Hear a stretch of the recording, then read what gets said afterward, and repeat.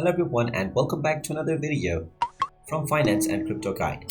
In this video, I'm going to show you how to find your wallet address on Kraken wallet. So let's get started right away. First of all, open up your web browser and then in the address bar type in kraken.com and press enter. You will then be taken into the official Kraken wallet website. Now in order to continue logging into your account, click on My Account at the top right corner and then you can continue logging in using your credentials, which is your email address and your password. After you log into your account, you will be taken into your home page, from which, if you wish to find your wallet address, you can tap on your profile icon at the top right corner and then click on Settings. Now from the Settings menu, you will find your public ID. You can simply click on the Copy button at the right side and this will copy your public ID. If you don't find your wallet address directly, you can also click on the Edit button underneath Preferences with the default platform menu.